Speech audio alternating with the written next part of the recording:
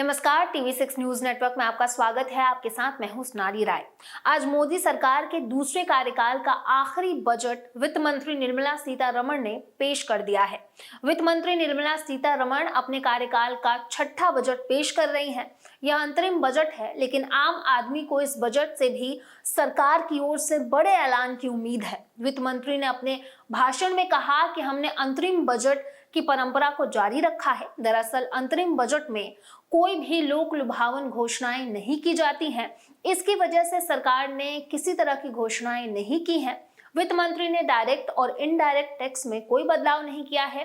सीतारमण ने तीसरी बार सत्ता में वापसी का विश्वास जाहिर करते हुए कहा कि जुलाई में पूर्ण बजट में हमारी सरकार विकसित भारत के लक्ष्य का विस्तृत रोड मैप प्रस्तुत करेगी।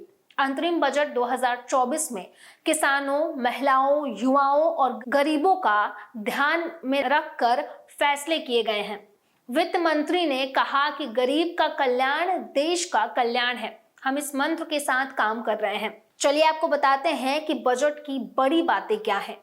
वित्त मंत्री ने कहा कि हमारी सरकार गरीब, महिला, युवाओं और अन्नदाता पर सबसे ज्यादा ध्यान दे रही है।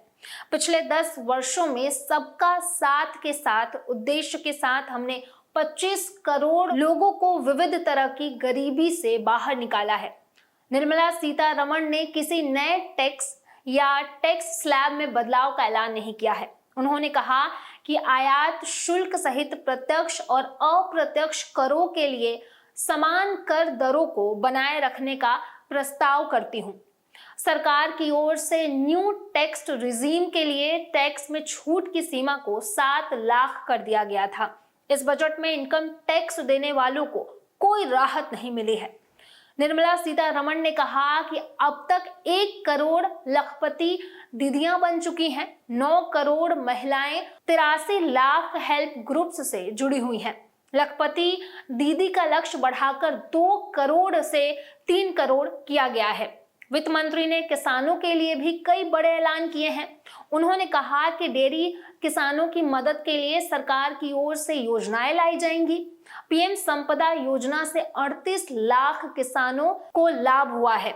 उन्होंने कहा कि केंद्र सरकार की प्रधानमंत्री आवास योजना के जरिए लगातार गरीबों को घर मुहैया कराए जा रहे हैं। वित्त मंत्री ने कहा कि हम 3 करोड़ घर के लक्ष्य को बनाने के करीब हैं। किसान हमारे अन्नदाता हैं। 11.8 करोड़ किसानों को पीएम किसान सम्मान निधि योजना का लाभ मिला है।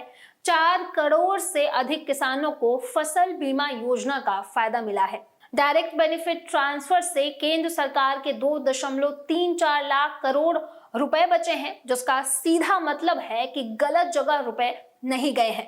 पीएम स्वनिधि से 78 लाख स्ट्रीट वेंडरों को ऋण सहायता प्रदान की गई है। इनमें से कुल 2.3 लाख को तीसरी बार ऋण प्राप्त हुआ।